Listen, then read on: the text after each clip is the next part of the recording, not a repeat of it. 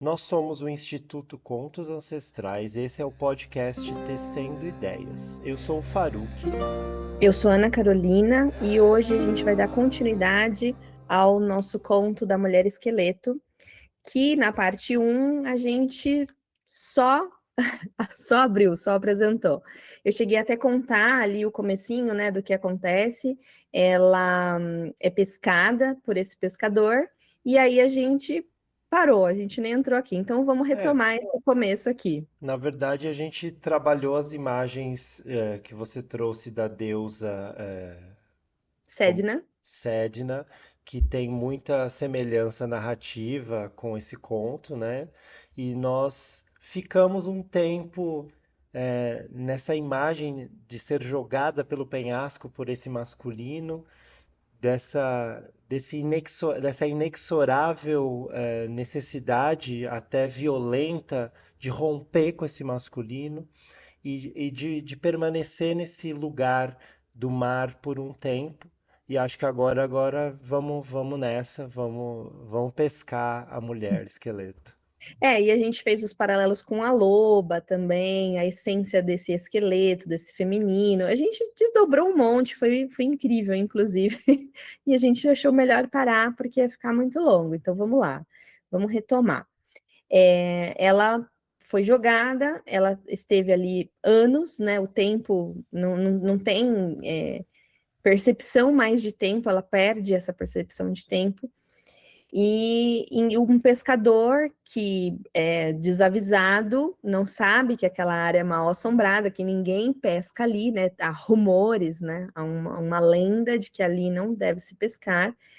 Ele, desavisado, joga o anzol e aí ele puxa uma coisa pesada que ele fala: Eba, agora pesquei um peixão. E ele já começa a elocubrar todas as alegrias de ter pescado esse peixão, né? Então ele fica pensando quantas pessoas vai alimentar, quanto tempo ele vai ficar sem pescar, ele já está ali criando, né, as próximas passos desse momento que ele está vivendo e puxando, e quanto mais ele puxa, mais ela resiste lá embaixo. Então, eles vão fazendo esse cabo de guerra e ela vai se emaranhando cada vez mais nessa linha, nesse anzol. Eu gostaria de comentar aí, porque aí já tem coisa interessante.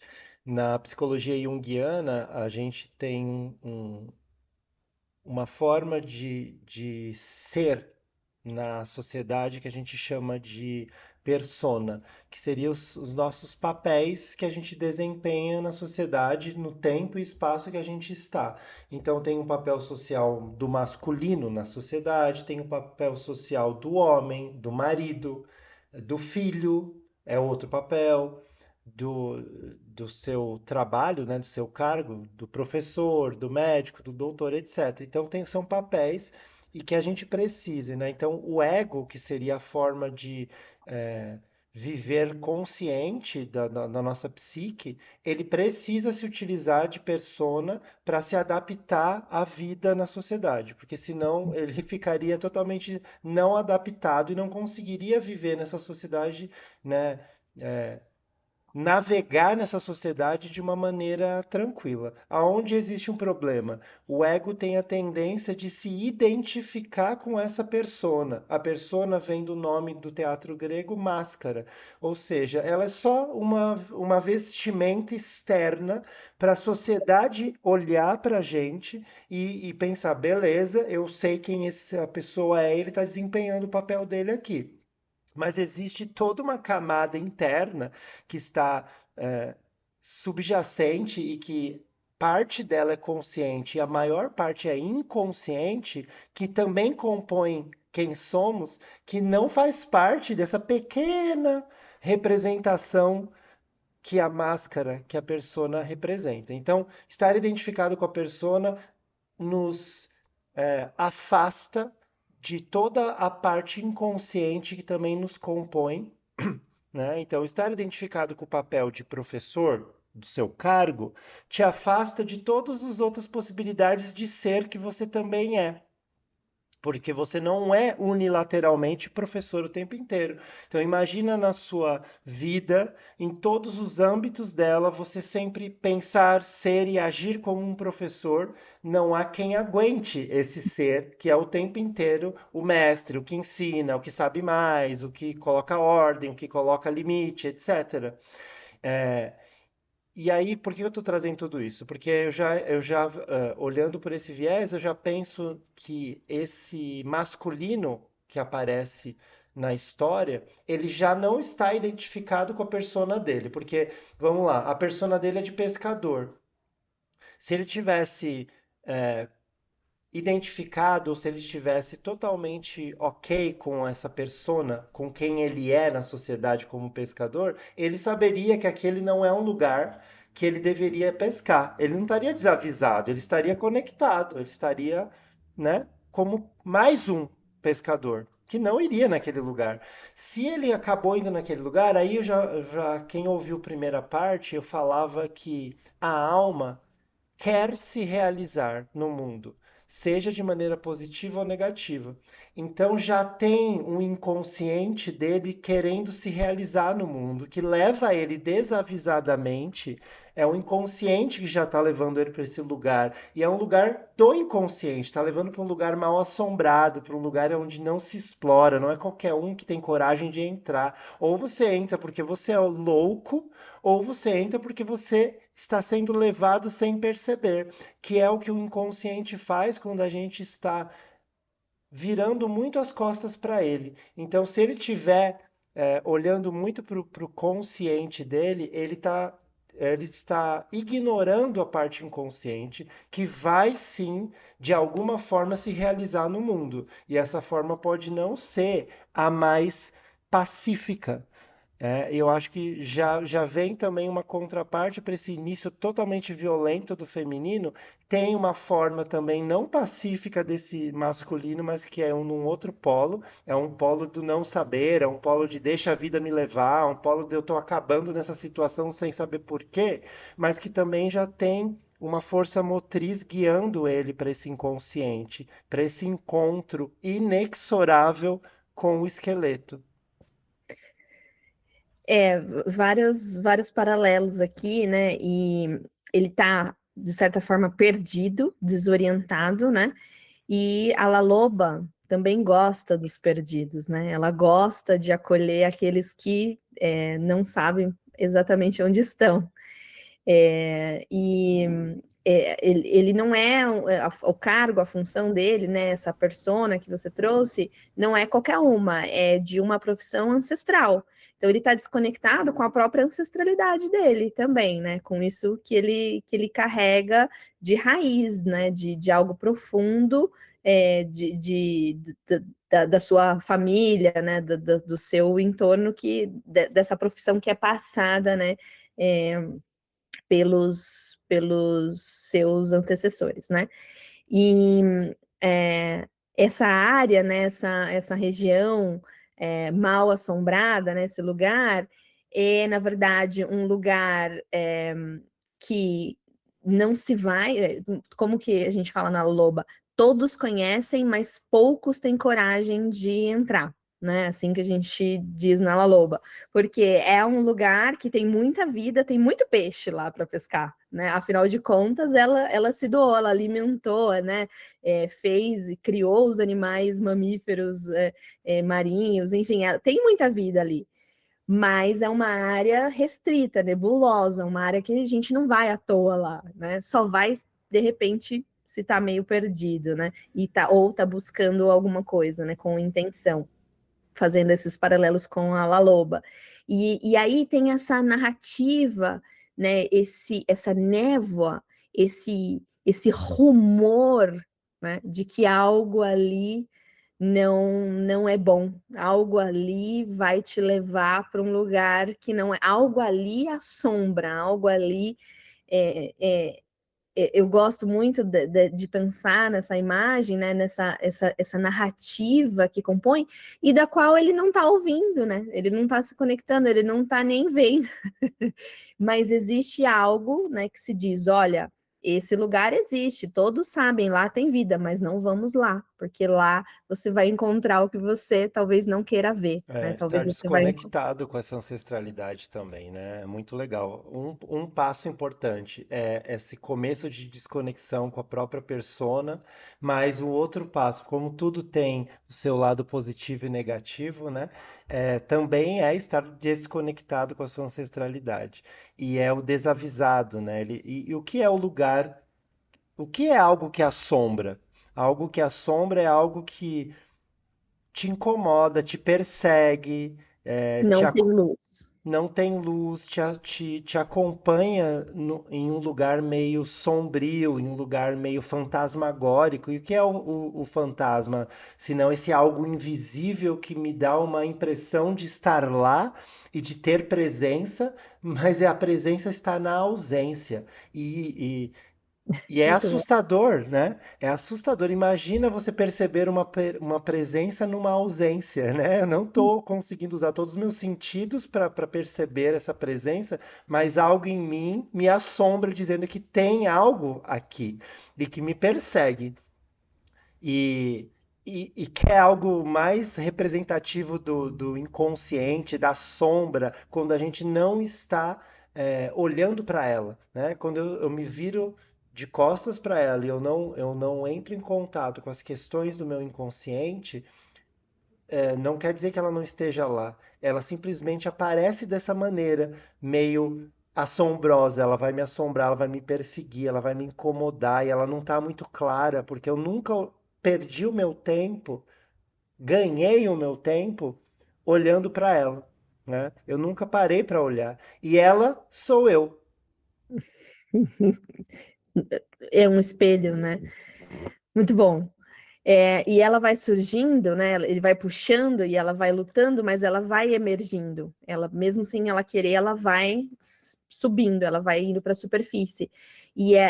O crânio vai subindo aos poucos. Eu imagino essa cena, né? Desse crânio indo aparecendo assim na água.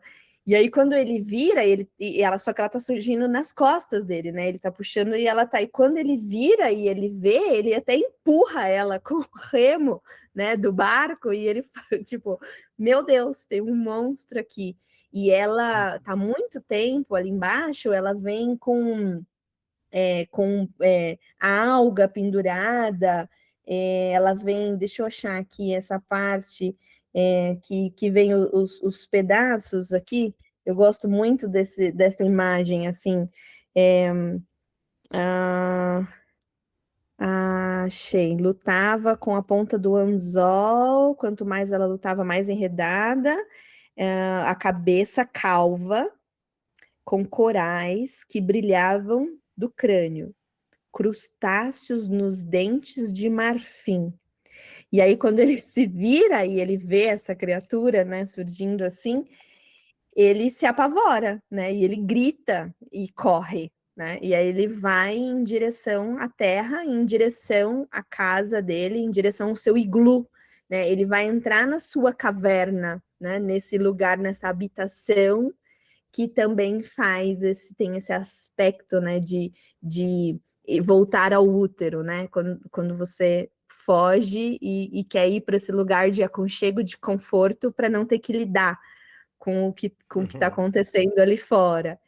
E é interessante que ele fala, quando ele se sentiu seguro, ele foi acender a luz, né? E aí ele viu que não era bem assim, não estava seguro, ela estava lá, porque ele mesmo, quanto mais ele fugia, mais ela vinha atrás na mesma velocidade, porque ele estava levando ela junto, né? É muitas coisas aí, né? Primeiro me fica na memória, eu não sei se está nessa narrativa ou se foi pela contação que me ficou essa impressão, de enquanto ela vinha emaranhada atrás e quanto mais ele navegava e corria, mais ela vinha. Ficou também essa impressão na narrativa de que ele também não tinha. Ele ficou assustado, pois não estava muito claro como que aquele esqueleto estava vindo atrás, como que o esqueleto poderia estar correndo atrás. Então ficava essa impressão dúbia. Será que porque eu estou puxando e ele está emaranhado, ele está vindo atrás, ou ele está vivo e por vontade própria vindo atrás? Eu acho que fica essa. é, essa mensagem dupla e dúbia, porque ao mesmo tempo ninguém disse que esse esqueleto queria ser pescado, ninguém disse que esse esqueleto queria sair do inconsciente do oceano e que esse esqueleto, por algum motivo específico, queria seguir esse homem, né? Então não Uhum. tinha uma ação deliberada anterior. Acontece dessa maneira, por isso a palavra usada é inexorável. Pois, da mesma forma que era impossível que esse pescador, levado inconscientemente para o, a parte assombrada do oceano, pescasse esse esqueleto, também era inexorável que esse esqueleto precisasse sair finalmente desse oceano e vir atrás desse pescador. Não, fica dúbio pra gente que tá lendo, mas um não sabe do outro ainda, né? Tanto ele não sabe que é ele que Perfeito. tá arrastando, ele não sabe. Ele tá puxando, mas sem saber. E ela tá só tentando se desvencilhar. Ela também não tá, ela não queria também. Então, isso que É. essa parte dúbia muito interessante, que torna algo inexorável mesmo, porque a maioria das vezes, quando a gente começa a entrar em contato com conteúdos inconscientes sombrios, ou seja, com as nossas dores, com a nossa parte zoada, com a nossa parte que a gente não quer olhar, a gente quer fugir dela, a gente não quer olhar. Dói, machuca, irrita, traz ira, traz repulsa, não traz nada bom. Mas se eu não olhar, vai continuar me perseguindo, né? Eu vou Uhum. continuar puxando, porque vai estar cada vez mais emaranhado, na verdade. E é bem interessante essa parte da luz, que vem para mim, a analogia com a consciência, né? Porque o ego é como se fosse uma lanterninha, ele tem uma visão estreita e ele só consegue focar em uma coisa de cada vez. Então, quando finalmente ele toma coragem de focar, de focalizar, ele vê dessa vez, está lá, não tem mais como escapar, não tem mais como desver, porque na hora que eu trago o conteúdo para consciência, não tem mais como não tem como eu enfiar ele de volta para não consciência, não tem como desver o visto. É, e isso faz muito sentido na arte terapia, pois em muitos momentos, quando a gente está trabalhando com a expressão artística de maneira terapêutica, arte terapêutica, o cliente traz um símbolo que é do inconsciente dele, que está emergindo da mesma forma que a mulher esqueleto faz, e não tem mais como desver, porque o próprio cliente produziu na sua arte, sem perceber de maneira consciente, um símbolo que, quando ele finalmente nota que está lá, fala imediatamente com o inconsciente dele e vem à tona. E quando vem à tona, não tem mais como ignorar. Tá aqui e ele na hora faz uma conexão com algo da própria vida, íntima, pessoal, até da infância, é, imediato, porque é conteúdo dele mesmo que está vindo à tona e ele não pediu para trazer aquilo. Muitas vezes aparece e ele se revela por si só. Tcharam! E é É, assustador. é assustador. Geralmente é um tanto assustador. Essa coisa dela também não tá muito claro para ela o que tá acontecendo. Conforme ela vai sendo puxada, ele tá correndo com a vara, né? Ele não deixa a vara de pescar. Ele é um pescador e ele, né, tem uma certa afeição pela vara. Então ele corre com a vara, por isso ele leva ela, né, na rede ali, enroscada. E ele vai correndo e ela vai olhando o mundo terreno, né? E ela vai reconhecendo esses espaços que ela não via há muito tempo. Então ela vê a tundra, ela vê peixes pendurados, ela olha as pedras, olha, pedras, sabe? Tipo assim, ela tá sendo arrastada e fala, né? Olha, né? E ela começa a reconhecer coisas que ela não via há muito tempo. Inclusive, ela acaba pegando um peixe e comendo no meio do caminho, porque há muito ela não se alimentava. E é curioso, porque no fim é o próprio peixe que ela come, né? Não é uma outra coisa. E, e isso de voltar, ir para essa caverna, né? Voltar para esse ambiente, eu estou chamando de caverna, né? Esse iglu, e acender essa luz, né, dentro. é muito forte, acho muito simbólico, acho que dá muito pano para manga. E não é uma luz qualquer, né? Ele acende com óleo de baleia, porque esses elementos culturais, eles também vão possibilitar a amplificação da imagem, né? E ele acende com óleo de baleia, que traz a referência, né, da baleia, do Jonas e a baleia, o Pinóquio e a baleia, né, essas narrativas em que o personagem volta para o útero, né, volta para esse lugar ancestral, para esse lugar primordial, para poder renascer. Então, ela vai virar outra, mas ele também não será mais o mesmo, né? Então, é muito, muito profundo como essa luz que vai se acender não é uma luz qualquer. É muito legal isso de a gente tem a mulher esqueleto na sua fase morte no útero do próprio oceano, no útero do próprio inconsciente coletivo e pessoal. E aí, quando volta, essa contraparte que é o masculino leva para o útero dele, que é esse iglu, essa caverna, essa útero da baleia, né? Esse interior, essa barriga da baleia, aonde vai acontecer também o processo de transformação aí dos dois. Eu acho que também me chama a atenção a imagem aí da vara do instrumento. É um instrumento fálico e não tem como negar, né? É um instrumento do masculino, né? O masculino tá com a vara, né? E, e tem uma parte que fala que ele ilustra a vara. Nós A também gente vai chegar, temos, a gente vai chegar. nós temos também claramente nesse conto essa questão que já inicia, bom, já inicia não. Lá no Barba Azul nós já temos esse começo dessa questão da união dos opostos, né? Da união feminino e masculino. Nós temos uma união que não pode acontecer, ela tem que, na verdade, ser rompida lá no Barba Azul, né? Você tem que ter noção de que tem um princípio masculino dentro do feminino que é traiçoeiro, que é um vilão que o feminino precisa enxergar para conseguir dar conta dele. Aí nós temos no Manauê um masculino que age com o instinto correto, né, entrando em contato com esse homem selvagem para conseguir chegar no feminino.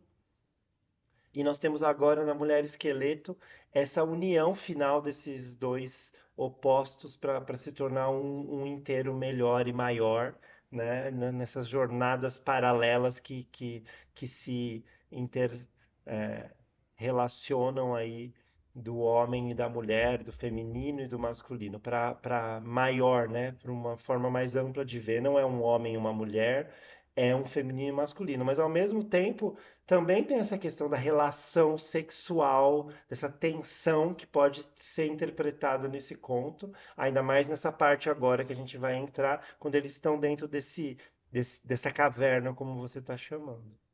E a gente vai chegar nisso, né? Isso foi até a primeira vez que a gente falou, eu nunca vou esquecer, quando a gente falou sobre esse conto, que a gente chegou nessa imagem, a relação, eu falei, nossa, Faruk, você não tá vendo? E aí você falou, não, eu não tava vendo, né? Tipo, porque vai ter, né, esse aspecto muito forte.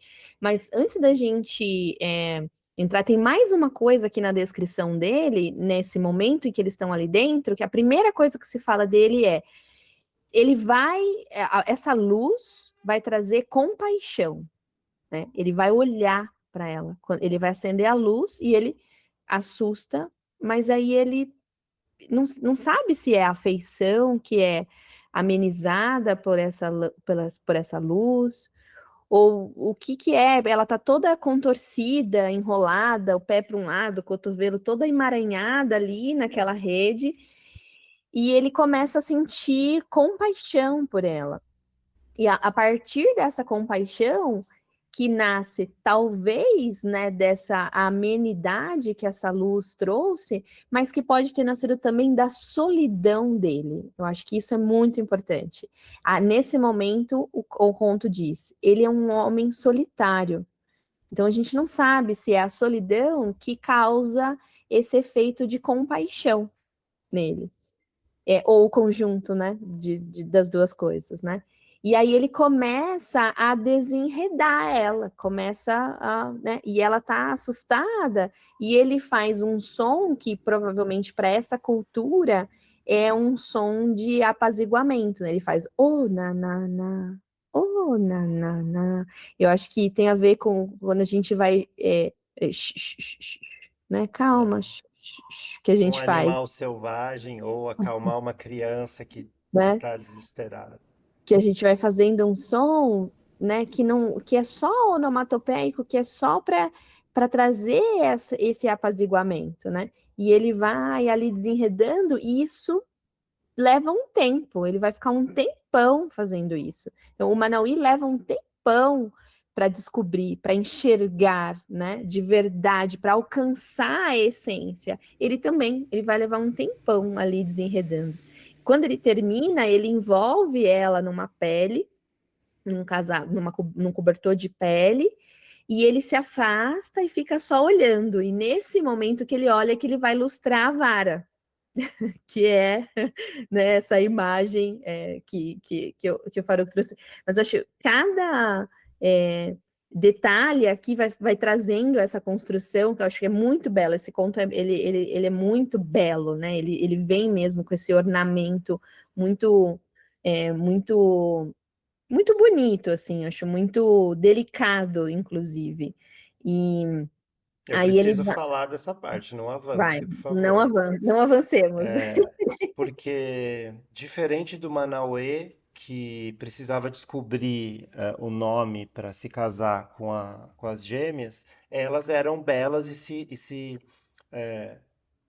complementavam, né? Aqui não tem beleza. Inicialmente tem um esqueleto assustador e que primeiro você quer fugir dele. Então aí a gente está entrando em contato com o feminino sombrio, a gente está entrando em contato com essa contraparte da ânima. Se a gente pensar no homem entrando em contato com a mulher interna, com o feminino interno, é a parte sombria. Então, um homem que estava completamente desconectado desse feminino dele, né, que significa o mundo interno dele, com as questões inconscientes dele, quando finalmente ele entra em contato, primeiro é assustador e você quer fugir daquilo, porque vai trazer muita dor, vai trazer muita escassez, inclusive.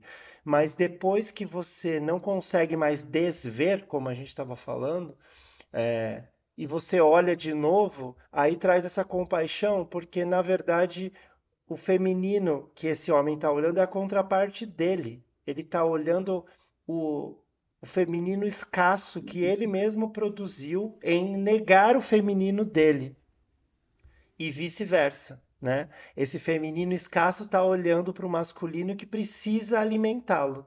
Então tem aí esse olhar é, em espelho e por isso esse homem solitário, né? É um homem que é um masculino olhando para o seu feminino finalmente. E quando ele finalmente olha para um feminino que foi renegado, que foi atirado violentamente da consciência, ele precisa reconstruir, reconstituir, enxergar nele a beleza de novo, para ele recompor aos poucos esse feminino, para depois esse feminino ganhar uma forma bonita de novo, viçosa, de vida, porque ele ainda está morto, né? Tem vida, mas ele ainda está na morte. Mas tudo isso que a gente vai falando, tanto quanto quando eu descrevo o conto, quando você vai interpretando agora, para mim vai sempre fazendo o desenho do Yin e do Yang, vai moldando ele em movimento, assim, é muito bonito como essa imagem fica viva para mim nesse momento.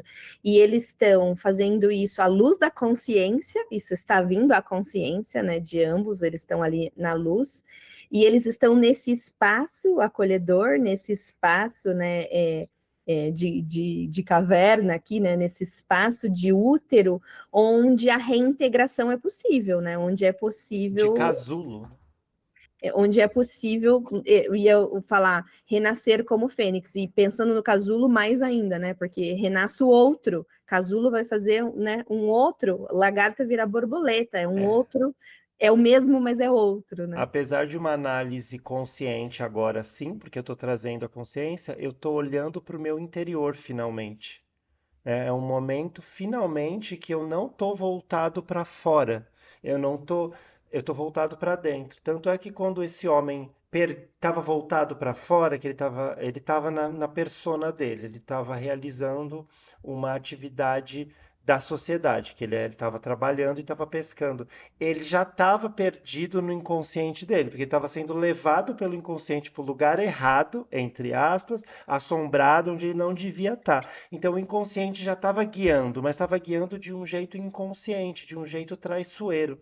Depois que finalmente ele entrou em contato dessa forma também traiçoeira, também inconsciente, com esse aspecto sombrio, aí sim ele levou de novo para o inconsciente, mas agora com a luz da consciência, né? E essa luz da baleia, né? Que tá, eles estão dentro de um espaço seguro, de um espaço gerador, de um espaço transformador, fazendo esse processo agora de é, escrutínio mesmo dos conteúdos internos agora, né? É um momento de olhar para dentro, mas é aquele momento de olhar para dentro terapeuticamente, que seria curativamente. Ele está Isso. olhando para dentro de maneira curativa. Agora é curativo esse olhar para dentro. Não é nem violento e também não é traiçoeiro. É curativo. É de reconexão, né? É. É religare. Você trouxe algumas palavras, né, que vão me remetendo a ideia de que esse processo que ele está fazendo também é de reorganizar esses ossos. Quando ele vai desenredando, ele vai separando, né? O que é osso do que é rede, então ele vai fazendo discernindo entre o joio e o trigo, É né? vasalisa, né? A gente vai fazer essa separação do que é o que, e ele vai reorganizar esses ossos como o La Loba, ele vai montar esses ossos de novo, né? Então ele vai construir ali a escultura para La Loba cantar depois, e é justamente o que ela vai fazer, a mulher esqueleto, ela vai cantar, né? E esse processo, ele de organização de caos, ele é curativo, né? Ele é nutritivo para a gente como ser humano, né? Desembaraçar fio, né? É um processo super terapêutico, tem uma conexão super profunda aí com essas questões mentais, né? Que a gente vai desenrolando, vai é, conectando os fios, a gente usa muitas expressões, né, com os fios para desemaranhar, para desenrolar, para fiar, para tecer, né, as ideias, né, e como a gente vai fazendo isso, e também a questão do toque, né, porque daí ele vai nesse toque suave, né, e como o toque também traz uma profundidade de conexão que eu não alcanço se eu não tocar. Então eu posso ver, posso enxergar a minha sombra, posso até sentir compaixão por ela, mas ao tocá-la, né, ao encostar nela de verdade, eu vou conseguir uma outra conexão, uma outra profundidade no reconhecimento dessa sombra, né, no reconhecimento dessa dor, que tem uma que vai ser de outra profundidade, vai ser de outro âmbito do que se eu só olhar para ela, né? Não encostar. Eu acho que a gente está entrando aí para o se envolver com ela, né? Agora, além de compaixão, eu vou ter que me envolver, eu vou ter que sujar as minhas mãos, eu vou ter que desempenhar um trabalho. E aí tá me vindo muito as etapas da alquimia que o Jung usa como metáfora da alma mesmo, né? Então aqui é a hora que eu vou ter que entrar para a parte do nigredo, onde eu vou ter que tirar, que é a parte da separação do joio e do trigo mesmo, né? Que eu vou ter que tirar o que sobra, né? Então existe a calcinátil que eu tô queimando, e aí eu vou ter que separar o albedo do nigredo. O nigredo é o que sobra, que é o chumbo, que é o que não me interessa agora. Eu preciso separar um pouco para depois acontecer o rubedo e eu conseguir essa transformação final, que é se envolver na obra, né? Que a grande obra final é essa união no final das contas. Não, e você falando me veio assim, separar, né, deixar para trás o que me trouxe até aqui. Porque não importa qual é a dor, não importa qual é como foi essa morte, quão violenta foi essa morte, né? Ela precisa ficar para trás, porque para renascer das cinzas eu preciso me desfazer de algumas partes, né, de mim mesma, para dar conta de fazer esse processo. Eu vi recentemente uma pesquisa de uma criança, um menino de 8 anos, que pesquisa borboletas, e ele fez uma pesquisa tão profunda, tão linda, sobre a memória das borboletas e quanto que elas guardam memória da sua fase lagarta, né? E quanto que elas guardam memória também da vida das antecessoras, né? Dos seus antepassados. E é uma pesquisa super bonita, super profunda, assim, com todo um aparato acadêmico, assim, incrível a pesquisa dele. Muito delicado e cuidadoso também, porque ele não expõe a elas a violência também, porque a pesquisadora aqui já tinha feito algo parecido, fez com mariposas, tinha um lance de dar choque, e ele fala, não vou fazer assim, vou fazer com um outro processo, sabe? E aí ele começou com choquinhos também, mas ele fazia testando nele primeiro para ver a intensidade da dor que elas estavam passando, super bonitinha, uma coisa assim incrível. Quem tiver interesse, né, entra lá no grupo, eu mando o link, é super legal.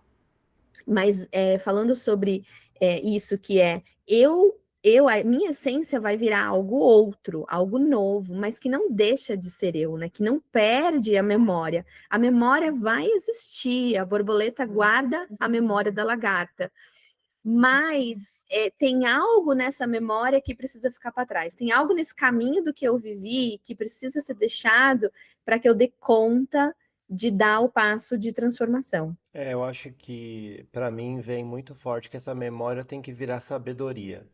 Porque Boa. se virar sabedoria, eu estou trazendo um conhecimento que traz para mim um potencial importantíssimo de quem eu sou agora, trazendo essa sabedoria do que veio antes. Porque se ficar como simplesmente como uma memória e eu viver nessa memória, a borboleta não pode nem voar, ela não pode ser quem ela é agora, porque a lagarta não voa, a lagarta tem outra dinâmica de vida. Então, se a borboleta ficar presa na lagarta, nessa memória de lagarta, já sendo borboleta, a borboleta não vai conseguir ser quem ela deveria ser agora, que é a que alçou aos céus e ao ar. Ela não pertence mais ao âmbito da terra, né? Então, ela vai continuar trazendo essa memória, mas transformada em sabedoria, né? Um conhecimento que essa borboleta traz de quem ela foi e de quem vem depois dela vai ser também, né?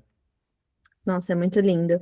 Eu acho que para mim também fica a palavra ressignificar, né? Ressignificar as experiências, ressignificar, transmutar essas memórias, né? Para dar conta. Esse fogo que está aí, esse fogo feito dessas lamparinas de óleo animal, que eu falei baleia, mas não só, às vezes é de foca também, né? Enfim, mas é sempre um óleo animal. Ela é uma lamparina de fogo. Então, ela não tem só luz, ela tem o fogo também simbolizado ali, né? Você vê o fogo mesmo aceso. Então, é um processo de transmutar. E eles estão, como em Manauê, a gente estava de novo falando Manauê, Manauê transmutando e ganhando força individualmente, né? Masculino e feminino, ganhando seus próprios corpos, e aí vem de novo esse yin yang fica muito forte para mim. Cada um em si, né? Esse dois que vira um, para depois esses duplos virarem quatro, né?